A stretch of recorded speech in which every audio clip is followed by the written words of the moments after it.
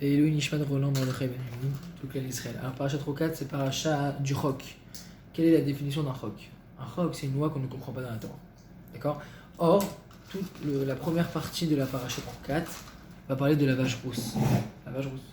Et quand la Torah va introduire le sujet de la vache rousse, elle va dire aux autres Rokat HaTorah. Voilà le Chok de toute la Torah. En nous parlant de la vache rousse. Rokat, c'est quoi Rokat? Rokat, ça veut dire un Chok. Un Chok, c'est une loi qu'on ne comprend pas. Donc les commentateurs vont se demander, je comprends pas. Tu me parles de la vache rousse et tu me dis Rokat HaTorah. Voilà le chok de toute la Torah. Mais en réalité, tu me parles que de la vache rousse. Donc c'est pas le chok de la Torah, c'est le chok de la vache rousse. C'est une incompréhension sur la vache rousse. Toute la Torah est compréhensible. Alors qu'est-ce qu'ils nous répondent les Mefarshim? Ils disent qu'en réalité, comme dans la Torah, il n'y a pas de logique, en tout cas humainement compréhensible, on ne peut pas comprendre avec notre cerveau humain les logiques des mitzvot. C'est pas parce que j'ai fait une mitzvah qui me paraissait facile à mes yeux, je sais pas, j'ai respecté, j'ai dit bonjour à quelqu'un dans la rue, il a fait une journée incroyable, moi j'ai juste fait un sourire. Ça se trouve, il y aura beaucoup plus de récompenses que quelqu'un qui s'est tué toute la journée à faire la vaisselle pour ses parents et que c'est une très grande mitzvah. On connaît pas les mitzvot, c'est pas la Mishnah dit dans Pirkei, ce n'est pas parce que tu as investi temps et temps dans une mitzvah que tu auras un plus grand salaire, puisqu'on ne connaît pas le salaire des mitzvot. Et la vache rousse, elle-même, c'est la loi qui nous dit que dans la Torah, il n'y a pas de logique. D'accord? C'est pour ça que la vache rousse, on l'appellera Rokat HaTorah. Quand on va parler de la vache rousse, on va dire que la vache rousse, c'est le chok, la loi incompréhensible de toute la Torah. Pourquoi? Parce que c'est elle l'emblème qui nous explique que dans la Torah, il n'y a pas forcément des choses à comprendre. On nous dit de faire et de croire que ce qu'on fait, c'est bien. Ça, c'est pour ça que dans la paracha, vous allez voir Shabbat, Rokat HaTorah, le chok de toute la Torah, et on va parler de la vache rousse. En réalité, oui, la vache rousse elle-même est le number one. C'est la première partie, la seule mitzvah qui est incompréhensible. En quoi elle est incompréhensible, nous disent les sages? C'est qu'une personne qui est impure à cause d'un mort, il est en contact d'un mort, alors il sera impur. Pour se purifier, eh ben, un Kohen devra asperger sur lui des eaux mélangées avec de la cendre de la vache rousse. Et celui qui était pur, le Kohen qui va purifier celui qui est impur, et ben lui-même qui était pur, le Kohen il était pur, il va devenir impur. On ça pour la maison pour les gosses le matin, pour le congélateur. Non, sérieux. Demain ils vont venir, ils vont s'en rester, ça va traîner. C'est beau, merci beaucoup. Et sinon on est capable de les manger. Regarde. Tu t'as quoi avec ton. Attends, il est en direct là. Il est en direct. Ça t'achète. Tous les matins, c'est comme ça. Et donc, et celui qui était impur, donc celui qui est en contact avec le mort, lui va devenir pur. Et c'est ça que personne ne comprend. Personne ne comprend ce principe. Le Kohen, il était tahor, il était pur. La personne qui était en face de lui, qui vient pour se purifier, était impure. En lui aspergeant sur lui des eaux mélangées avec de la cendre de la vache rousse, et ben la personne impure sera purifiée. Et celui qui a rendu pur va devenir impur. Attends, répète, c'est important ça. Comment ça marche? En quoi c'est un chok, la vache rousse? Une loi Non, le fait que c'est pur, c'est quoi? Pour être pur, ça c'est la vache rousse. C'est la mitzvah, le chok de la vache rousse. Comment ça va? Ah ouais, il m'a fait une te vend. Ça va? Et t'as quoi? Il m'a fait une vraie vente. Bah, comme ils ont vu que vous étiez pas là, ils sont tous repartis. C'est pour ça. Ah, j'aurais pas dû venir alors. Ça va, Ça va, t'as quelqu'un? Non, il y a personne. Et donc, en quoi cette paracha là, c'est un chok, c'est une loi qu'on ne comprendra pas. Parce que celui qui est impur à cause d'un mort, pour se purifier, va faire face au Kohen. Le Kohen va mélanger les cendres de la vache rousse avec de l'eau. Le Kohen, Le Kohen qui va vouloir purifier celui qui est en face de lui. il n'y a que le Kohen qui purifie? Oui. D'accord. Qui va vouloir purifier celui qui est en face de lui. D'accord. Alors, il va prendre des cendres de la vache rousse qu'il va mélanger avec de l'eau. Et cette potion-là qu'il a créée, il va asperger sur celui qui est impur. Ça, l'asperger, c'est comment? C'est il le jette Et dessus? après, il va lui envoyer comme ça. Cette fois. Avec la main comme ça? Chez ma PMI. Et le troisième jour, le septième jour de son impureté, bref. Il faut voir juste faut voir la traduction de la paracha, elle explique tout. Et de la première montée. Et le Kohen qui était pur, en aspergeant, en rendant pur celui qui est tamé, et ben lui-même va devenir impur. Et celui qui est en face, il va devenir pur. Et c'est ça qui est incompréhensible. Que Shlomo Melech, il a dit j'ai tout compris dans la vie. Tout. Mais ce concept-là, c'est le seul dans la vie que j'ai rien compris. Parce qu'en fait, le fait de purifier quelqu'un, en fait, ben, il a pris son impureté. On comprend pas le principe. Comment quelqu'un de pur peut devenir impur en rendant pur quelqu'un d'autre? C'est bon? Ouais. Ça, c'est la question. Ok. Alors, il y a un passage, tout petit passage, dans la paracha de cette semaine, qui est incroyable. Donc, deuxième partie, après avoir parlé de la vache rousse, on dit que les Bnei Israël, toute l'assemblée d'Israël se trouve à Midbartzin le premier mois et ils s'installent à Kadesh. Et là, Myriam, elle meurt. Myriam, c'était grâce à Myriam, la prophétesse, la sœur de Aaron et de Moshe, qu'il y avait le puits Be'er Maïm, qu'il y avait un puits d'eau. On raconte dans cette paracha que Myriam, elle est morte. D'accord. Juste après, pas tout d'après, on dit Velo Maïm Laïda, il n'y avait pas d'eau pour le peuple. Vaïkaralou al Moshe ve'al Aaron. Et toute l'assemblée est venue se plaindre devant Moshe et Aaron. Vaïaravam Moshe et mort. Des loups gavanou bigvachim. Et il se plaigne à Moshe. Qu'est-ce qu'il dit à Moshe Rabbeinu? Ça fait vraiment très peur quand on prend conscience de ce passage. Ils disent comme ça: on aurait tellement aimé mourir comme nos frères.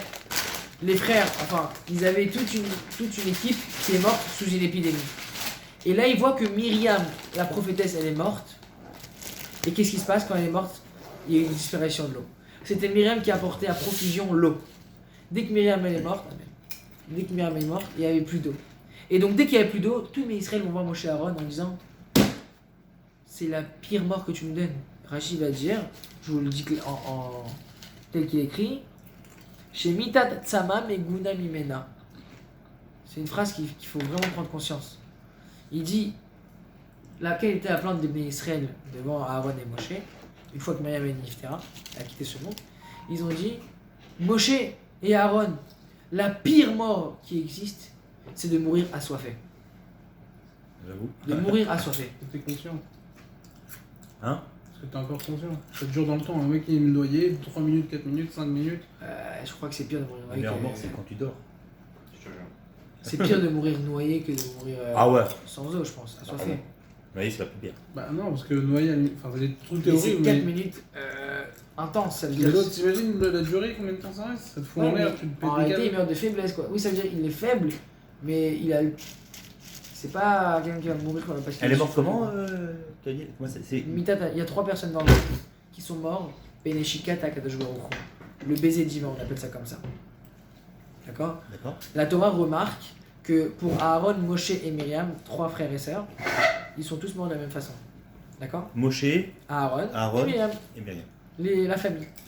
Sauf que quand on parle de Moshe et de Aaron, on dit qu'ils sont morts Alpi Hachem, c'est écrit clairement dans la Torah. Sur la bouche d'Hachem, il y a eu un baiser divin. Or, quand on parle de Myriam, quand elle est Niftera, on sait qu'elle a quitté ce monde de la même façon, par un baiser divin.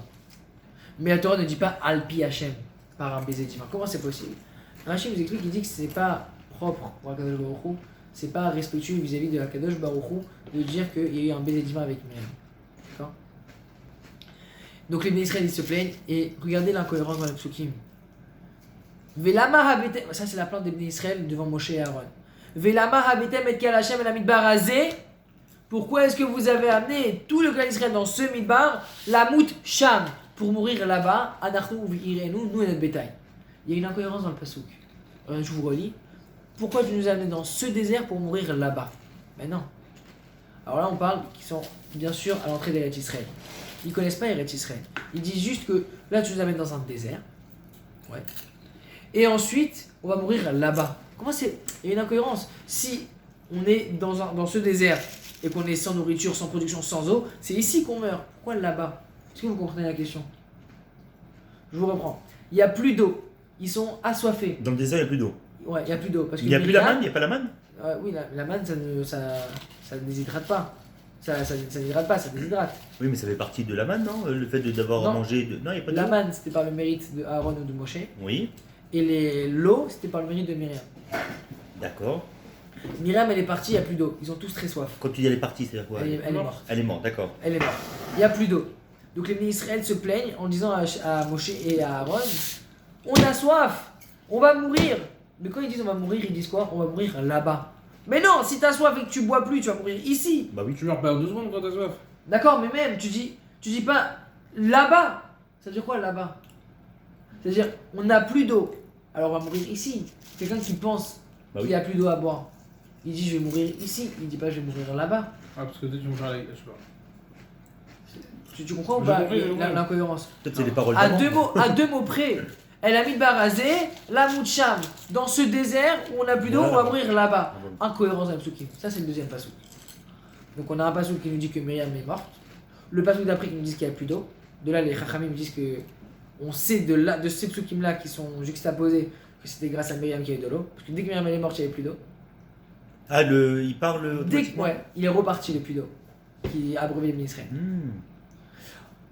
Ensuite, les bénis Israël se plaignent en disant à Moshe et à Aaron, pourquoi tu nous amènes ici pour mourir là-bas? Incohérence. Troisième pasouk. Velama heilitunu mimitzraim. Pourquoi tu nous as fait monter d'Égypte? Les habiotanu la makom hara azé pour nous amener dans un endroit si mauvais. L'homme est comme Zera. Il n'y a pas de production.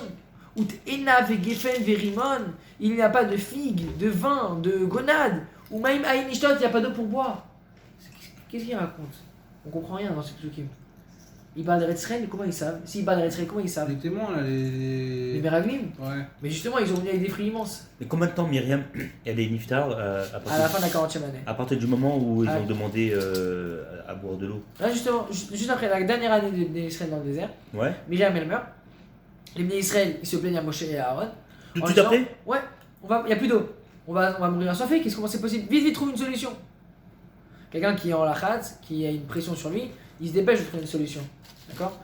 Il sait qu'il n'y a plus d'eau, il va chercher vite de l'eau. Et là, il se plaint en disant, on va pas mourir assoiffé. Et qu'est-ce qui se passe après? Donc, ils disent que c'est l'homme est comme Zera. Il n'y a pas de production là-bas.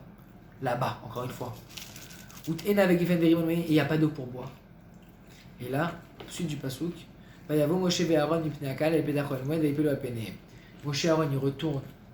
Moshe et Aaron retournent les deux devant le Ohel Moed et ils pleurent. Quel est le sens de cette paracha? Quel est le sens de cette Pour qu'il y ait un miracle? Pour donner de l'eau? C'est ce qui va se passer avec l'histoire du rocher. Tu la connais? Ouais, l'histoire moi du rocher? c'est le bétail. La tente d'assignation du Mishkan. Hmm. Et tu connais l'histoire avec le rocher, que Moshe il a frappé le rocher et tout. Tu as entendu parler de cette histoire? Oui.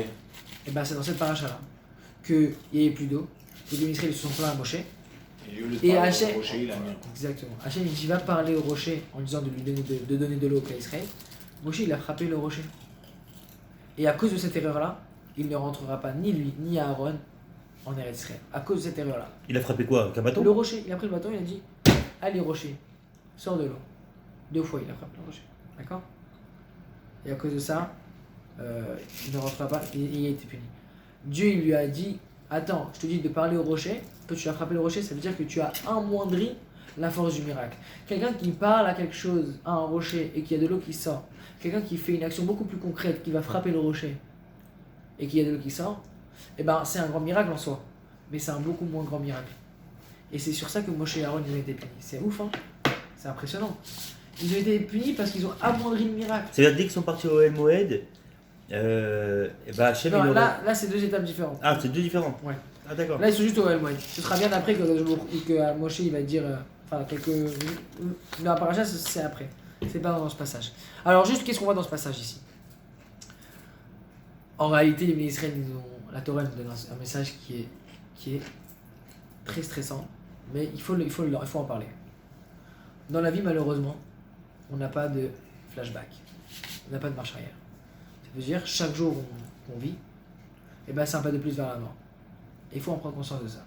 Il y a d'ailleurs un proverbe français qui dit ah, si jeunesse savait, et si vieillesse pouvait.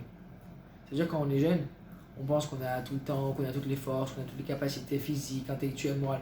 Donc on prend le temps. Mais à partir du moment où on arrive et qu'on commence à prendre de l'âge, on n'a plus les forces, on n'a plus le cerveau pour réfléchir autant qu'on est jeune. Mais il est beaucoup trop tard pour retourner en arrière. Et le Limoud Torah, il aide à faire ça. Il aide un jeune être humain, de prendre conscience qu'un jour il sera plus là, un jour il sera vieux, un jour il n'aura plus de capacité. Alors prends le maximum que tu peux prendre quand tu as les capacités. Ça c'est un des messages de la Torah Ebden. C'est vois les gens à travers la vie des gens. Que hier il était là, aujourd'hui il n'est plus là. Hier il était en forme, aujourd'hui il n'est plus en forme. Tous les trucs comme ça, ça nous aide à comprendre que la vie finalement, elle a un sens unique. Elle n'a pas un double sens. Celui qui prend un double sens, il pourra. La Mishnah, la Gemara dans Maseret Brachot, elle va dire quelle est la différence entre nous et un autre être humain? Tout le monde court dans la vie, on a tous des stress. Sauf que nous on court vers le Olam Haba et eux ils courent vers un puits profond sans fin. Pourquoi? Parce que ils n'ont pas de vie en réalité. Nous, on crée quelque chose, on crée une Neshama Théora. On se bat chaque jour pour réussir. Je vous donne un exemple. Et un homme ne réussit dans la vie que s'il il se fatigue pour ça. Exemple. Quelqu'un qui veut m'écrire. Ouais. On lui dit, écoute, tu dois faire toujours 10 km. Qu'est-ce qu'il fait? Il prend sa trottinette électrique, il fait 10 km tous les jours.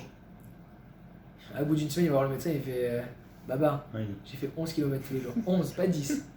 J'ai pris du poids, j'ai pas perdu, qu'est-ce qui se passe? Il dit, t'es sérieux? Mais c'est pas possible, t'as fait 10 km par jour. Il fait, ouais, je te prends, j'ai fait 10 km. Et après, il s'avère qu'il avait pris la trottinette. C'est-à-dire, il a fait la distance. Mais étant donné qu'il n'a pas mis d'effort dedans, ça vaut rien. Il va jamais maigrir, il va jamais prendre de l'ampleur, il va jamais progresser dans la vie. Parce qu'il ne sait pas être fatigué. Pour réussir dans la vie, il faut se fatiguer. Les Israéliens sont en train de nous dire quelque chose ici. Que ils ont pris conscience qu'il arrivera un jour où il n'y a plus d'eau. Encore une fois, on répète, chaque fois dans la Torah on voit de l'eau, ça fait référence à la Torah. Les Israéliens, ils ont pris conscience quand il n'y avait plus Myriam, quand il n'y avait plus cette eau, il n'y avait plus cette Torah qui était à profusion. Qu'est-ce qu'ils disent? Pourquoi tu nous as amenés ici dans ce désert pour mourir là-bas? C'est quoi là-bas? C'est le Olam Haba en réalité. C'est le Olam Haba. Olam Hazé, Midbar Hazé. Le monde qu'on vit actuellement, c'est un Midbar. On le répète chaque semaine parce qu'on est parachat Bamidbar. Le monde qu'on vit, c'est un désert. Encore une fois, Akadosh Baruch Hu nous donne une Torah, il nous dit juste crois en cette Torah et progresse. Elle va te donner la vie, pas la mort. Et nous, on doit croire à cette Torah qu'elle nous donne la vie. Pourquoi? Parce que tout ce qu'on doit travailler, c'est notre neshama, notre âme. Parce que le corps, c'est juste quelque chose qui est notre propre Satan en réalité. Quelle est la force du Satan? Quelle est la force du Yetzer Hara? Le Yetzer Hara nous dit la Gemara dans Souka que tous les tzadikim vont pleurer à la mort du Yetzer Hara. Quand on va faire la Shrita au Yetzer Hara, quand il y aura Mashiach, les tzadikim vont pleurer. Pourquoi ils vont pleurer? Vous devrez être contents. Il n'y aura plus d'Issera comme Il n'y aura plus d'Yetzer Hara. Et c'est une des raisons pour lesquelles les tzadikim vont pleurer. Pourquoi? Ils vont se dire, maintenant je comprends que grâce au Yetzer Hara, c'était comme ça que je m'élevais, que je grandissais. Parce que le Yetzer Hara, il me donne une tentation, il me donne une envie. Et moi, avec ma Neshama, j'ai réussi à prendre le dessus sur la tentation.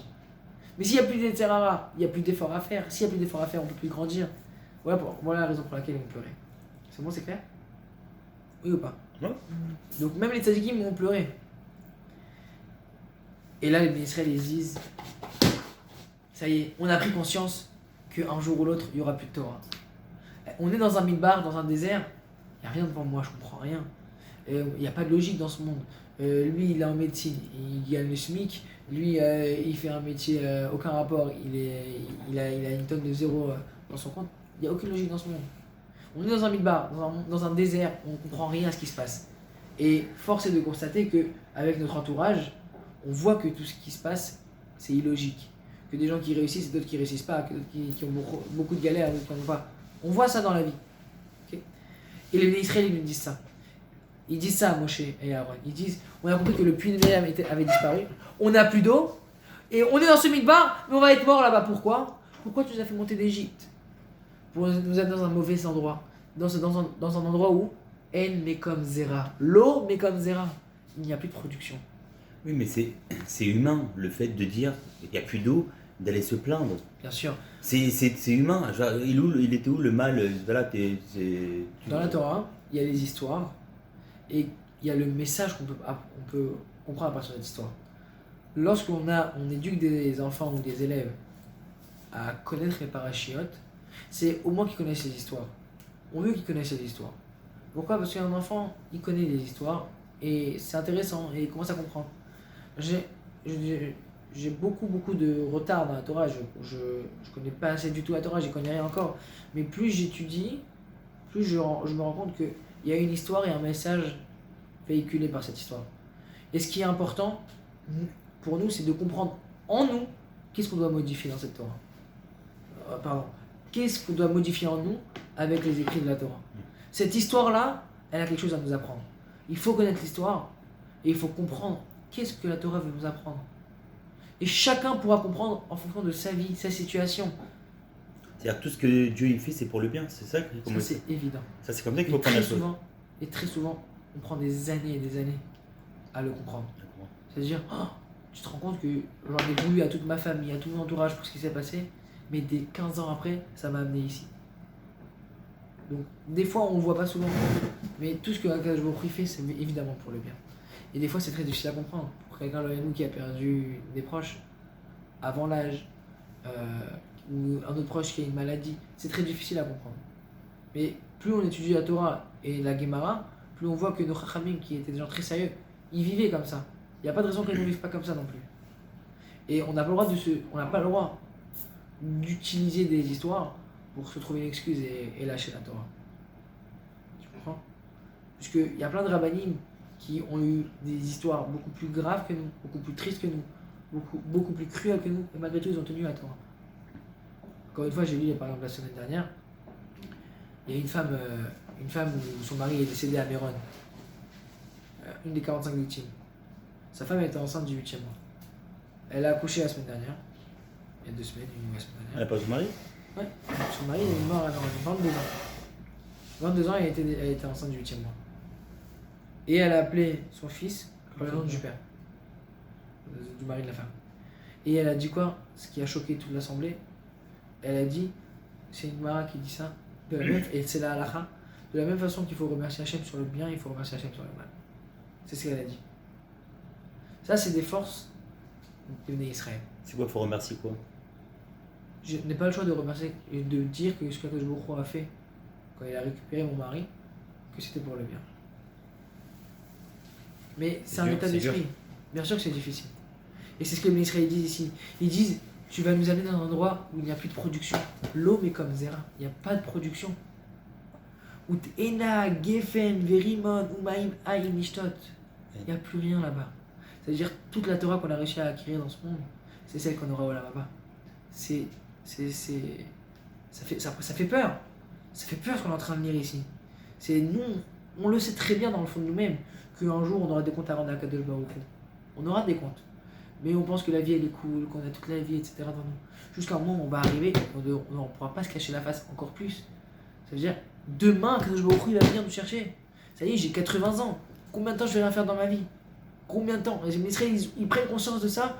Ils disent, il n'y a plus d'eau. À partir du moment où on a enlevé l'eau, on a enlevé la Torah, où on monte à Kadosh Baruch Hu, on ne peut plus produire. On arrive dans un monde qui n'est plus de production. D'ailleurs, dans la parashat Miketz, quand on raconte les 7 vaches maigres, vous connaissez cette histoire? Ouais, ils ont Qui ont mangé les... les 7 vaches grosses. Grosses. Qu'est-ce qui s'est passé?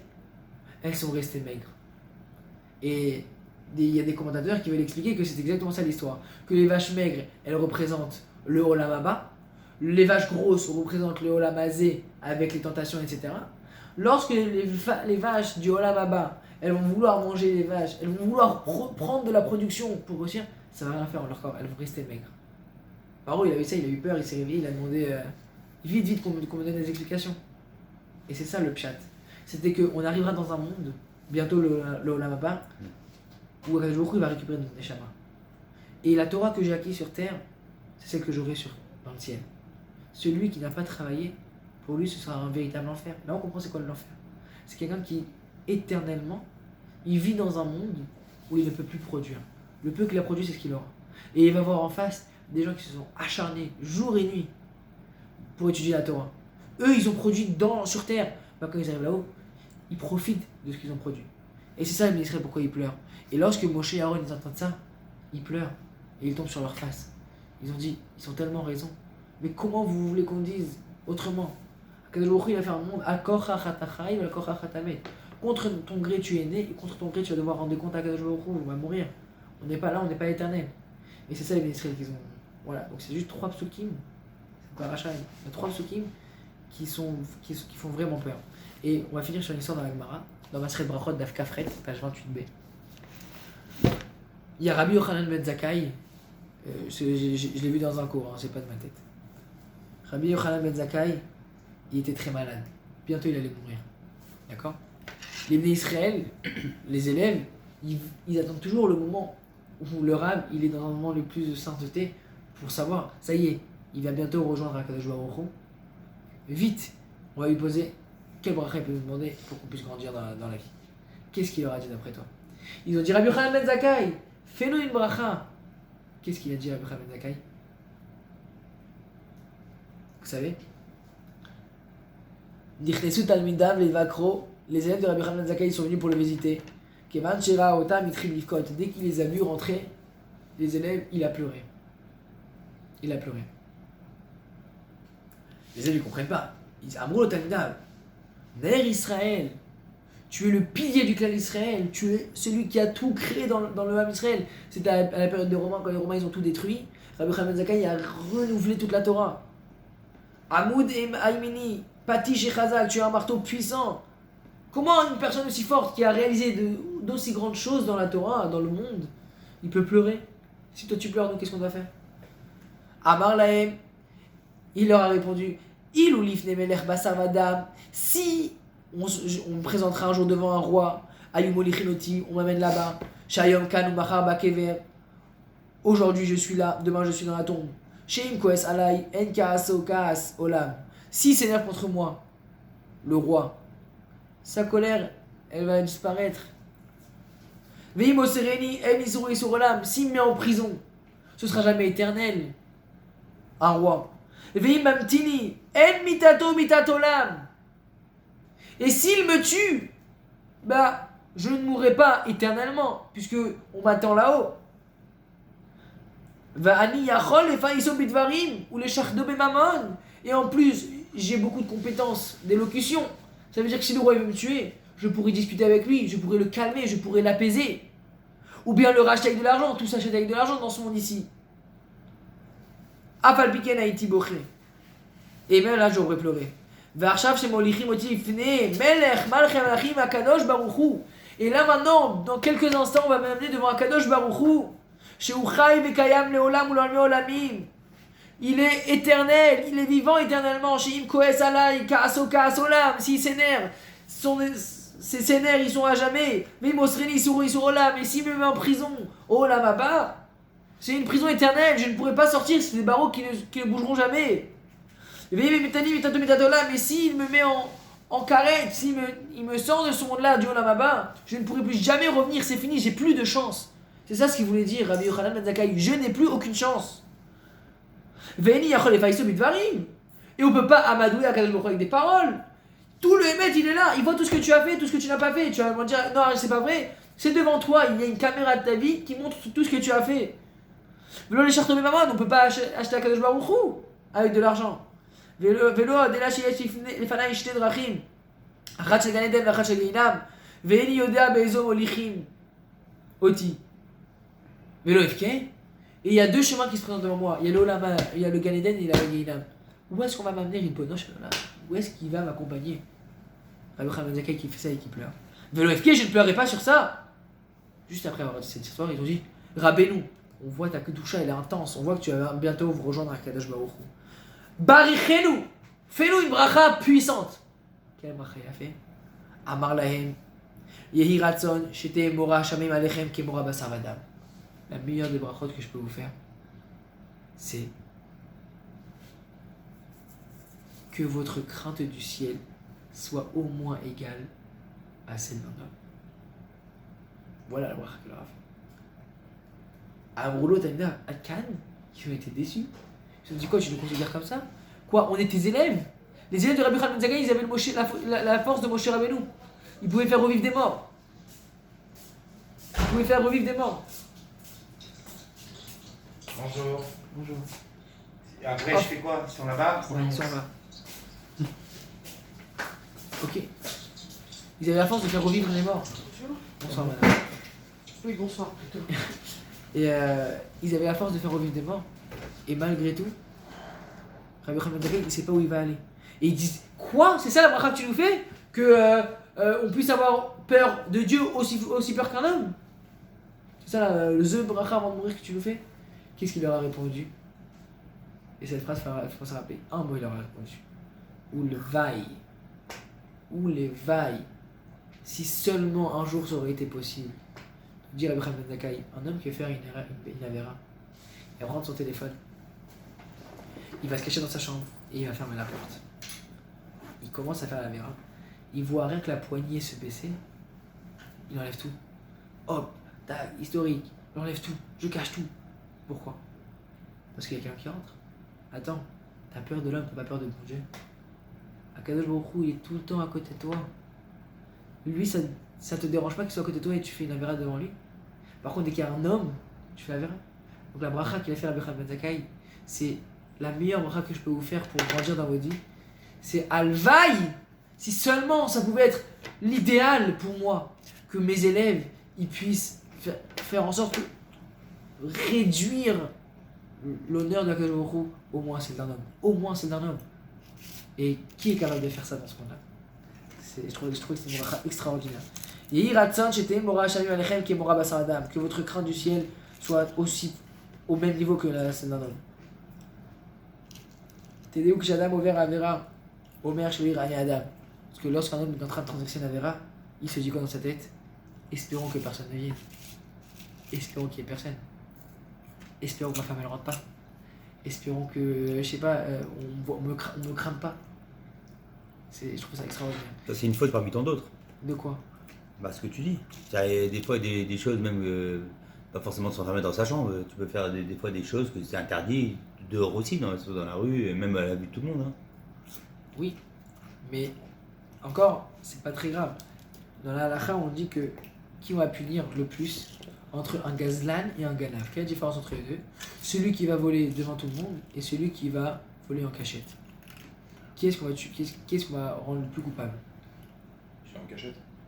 Pourquoi? Parce qu'il est conscient que. Comment dire, de l'erreur qu'il est en train de faire. Alors on punit plus ou on punit moins? Il paye plus. On punit plus celui qui est en Bien sûr, cachette? il est conscient complètement. L'autre qui fait devant tout le monde. Et bah, t'as faux. Hein? Non, je suis sûr que c'est raison. T'en penses quoi toi? Eh. Celui qui fait en cachette, je pense. Parce qu'il a peur des hommes et pas de Dieu. Cachette, non? En cachette c'est comme ça? C'est celui qui a peur des hommes et pas de Dieu? Ouais. Celui qui a volé en public, il s'en fout et de Dieu et des hommes. C'est grave, il s'en fout des deux. Celui qui a volé en cachette, Mais les hommes sur un piédestal par rapport à Dieu. il s'en fout de Dieu. Il veut pas se faire cramer par un homme. Lui, c'est très grave sa faute. Voilà la bracha que Rabbi Ben Zakkai est en train de faire. Donc en fait, tu me conseilles de voler devant les gens. Voilà. Mais il faut juste jamais oublier qu'on aura des comptes à rendre. C'est ça qui fait peur. En réalité, est-ce qu'on a vraiment une Bechira ou pas? Est-ce qu'on a vraiment un libre arbitre? Bien sûr. C'est ça la question. Parce qu'on connaît la finalité, ça veut dire que si, ok, Hachem nous laisse le choix de faire bien ou mal, mais on sait que si on agit mal, on aura des comptes à rendre. Mais- Alors, est-ce que c'est un vrai libre arbitre ou pas? Bah, chacun a un libre arbitre. Il connaît les choses qu'il faut faire et ne pas faire. Oui, mais s'il agit mal, il sait qu'il aura des comptes à rendre. Bah oui. Donc en gros, il est forcé de faire bien. Il est forcé, mais malheureusement, tout le monde n'applique pas, comme tu dis, les choses à la lettre. Hein. Il y en a qui Exactement. déroutent. Hein. Exactement. Parce qu'ils n'ont pas eu les bonnes valeurs de la Torah. La Torah, elle a des valeurs. Et c'est pour ça que les gens, plus ils avancent dans le temps, plus ils remarquent que finalement la Torah, c'est ce qu'il y a de vrai. Je parle même des juifs, même des non-juifs, même des pas religieux. Combien de non-religieux, après 50 ans, ils vont faire teshuva? Pourquoi 50 ans? Mais ils ont vu qu'un homme qui se comporte dans les règles de la Torah, un vrai sérieux, pas un faux rabbin, quelqu'un qui parlerait mal et qui il parle de Torah et qu'après il se comporte d'une mauvaise façon. Un homme sérieux qui vit avec les valeurs de la Torah, qui prend sur lui, qui ferme ses yeux quand il y a une fille qui passe, qui fait attention au lachonara, dès qu'il y a un lachonara il s'en va, il s'en fiche d'avoir la honte devant tout le monde, qu'il voit un groupe de potes qui est en train de faire des blagues sur tout et n'importe quoi, il est capable de se lever. Quelqu'un qui vit dans cette Torah là, il finit dans un monde extraordinaire. Et ça, on les voit les gens comme ça. Voilà. En tout cas, qu'on puisse avoir au moins une vie de Torah, où on puisse mettre à la hauteur au moins au niveau de l'homme. Alors juste quelques petites halakhot avant de partir sur les Chot Nida. 5 minutes. Ah oui, je l'oublie celui-là. 5 minutes. Alors, 5 minutes. il y a 7 points. Vous me dites ce que vous en pensez. Alors, T'as appelé Chai? Ouais, ils m'ont fait des messages. On va dire au moins son numéro. si une femme, le jour de son mariage, elle est Nida. Nous, on sait qu'une femme, quand elle est Nida, on ne peut pas la toucher. Le jour du mariage, j'ai pas le choix de lui mettre la bague. Il faut faut les marier, les khatan et la kala. Sur le doigt. Non, mais comment elle est Ouais, mais Nida? t'es pas encore marié. Ce qu'on appelle Khoupat Nida. Il y a des femmes qui, par le stress du mariage, elles ont du sang qui cool. Mais t'es pas encore marié tant que tant qu'il a pas fait les bébés. Mais t'as pas le droit de la toucher pour lui mettre le- On lui met la... Non mais tu peux lui... pour lui mettre la bague, t'as pas le droit de la toucher. Mais avant, tu peux lui mettre la bague avant d'être marié. Non. Avant qu'il... Non, même pas. Bah non. Arrêtez. toi, les Alors, la vérité, ça te fait économiser de bague, je te la mets pas. T'es obligé d'avoir. Yes. Alors, c'est ce qu'on a dit dans l'introduction sur les cours de Nida, que toute femme qui n'a jamais été au mikvé, elle est dans un statut qui s'appelle Nida. La seule façon de cachériser cette femme, de purifier cette femme qui est Nida, c'est avec 3 étapes. La première étape, c'est de faire un Hefsek Tahara. C'est une vérification intime et voir si le tissu témoin, il est propre. S'il est propre, alors j'ai 7 jours de purification. Après ces 7 jours de purification, le soir même, eh ben, il faut aller au mikvé. Seulement après, cette femme qui a fait tout ça, elle sera permise à son mari. Et on a vu dans la halakha que toutes les filles qui sont dans notre entourage, et que ce soit dur ou pas dur, la halakha elle est comme ça, toutes les filles qui sont dans notre entourage, si elles n'ont pas été trop au mikvé, une nièce, une cousine, j'espère, eh ben, on n'aura pas le droit de les toucher. Comment on va savoir? Bah, si elle a 13 ans, 14 ans, 15 ans, normalement elle n'a pas été au mikvé. Ah, 13 quand même. Et ok, en tout cas, donc pour la bague. C'est bon. Non, mais une cousine de ton âge, elle a ton âge, t'as pas le droit de lui faire la bise par exemple. Non, bah t'as l'eau. Avant de... Ah, même une cousine de ton âge, t'as pas le droit de lui faire. Ah non, c'est ça le truc de toute façon. Avant de te marier, tu demandes à la meuf. Ton impureté, elle dure combien de temps? Parce qu'il y a 5 ou 7, c'est vrai. C'est-à-dire Soit- 5 ou 7. Il y a des femmes qui ont une période de truc pendant 5 jours. Il y en a qui l'ont pendant 7 jours. Et nous, c'est 5 plus 7. Non, parce qu'il y a 6 des périodes. plus, c'est 6 5 et 7, plus non? 7. Ah, écoute bien. C'est 5 plus 7, ça fait 12. Dommage, j'étais pas là la semaine dernière parce qu'on n'a Ah pas ouais. eu tout ça. On est au tome 3 là. Non, mais attends, quand je te cause ça, on m'a appris ça. Hein. Alors, écoute bien. On m'a dit 5 jours de trucs. Ça dépend. Et Si, après, plus il y a- 7, parce qu'elle a une période de 5 jours. il y a ou moins. il y a de rares femmes, Hmm. qui ont du sang pendant 7 jours. Leur cycle est de 7 jours. Tant que la femme fait son Hefsek, c'est des vérifications intimes. Le Hefsek Tahara, on est censé la faire quand je pense qu'il n'y a plus de sang. Donc j'ai fait une vérification. S'il n'y a plus de sang, s'il est propre, là, le lendemain matin, je commence la première abdika. Exemple, si je fais mon Hefsek Tahara mardi soir, il est propre. Mercredi matin commencera ma première abdika. Ce qui veut dire que si les 7 jours, ma vérification était propre, le mercredi d'après, au soir, j'irai mettre un peu au mikvé. Ça, c'est le processus de purification d'une femme nida. Si une femme, elle a pendant 7 jours du sang, et ben son Hefsek Tahara, elle devra le faire les 7 jours. Donc, c'est pas quelque chose d'immuable, 5 jours. Il y aura même des femmes qui en ont pendant 4 jours. Si elles ont 4 jours et le 4e jour, elle fait son Hefsek Tahara et il est pur, et ben, ce sera 11 jours. Ce sera 11 jours. Bah, c'est ce qu'il faut demander, c'est sur le CV de la meuf avant de te marier avec elle. 3 ou 2. 3 ou 2, dis-moi. Laquelle tu choisis, c'est vrai. C'est une arnaque à chaque fois. Et ça, les gens ne savent pas. C'est vrai ou pas? Et ce qui est très important, ce qui est très important aussi, Hein? c'est de dire que il y a autant d'interdits à aller avec une femme tant qu'elle ne s'est pas trempée pendant la période de purification ou pendant qu'elle est nida. C'est le même interdit. Les gens ils se disent, elle a plus de sang, elle est propre, alors c'est bon. Il faut savoir que tant que les 7 jours de propreté ne sont pas passés, c'est un écrit de la Torah, c'est une interdit de la Torah, c'est le même que pendant la période de nida. Ok. Très bien. Désolé. Malgré tout, on pourra pas. Ok. Ah voilà, bon alors on continuera la semaine prochaine dans un tachem sur les lois de Nida. Je me fais là, j'étais pas Enfin, c'est leur façon. Désolé. Et voilà. Moi j'ai dit, tout à l'heure, t'as dit qu'on avait le libre arbitre.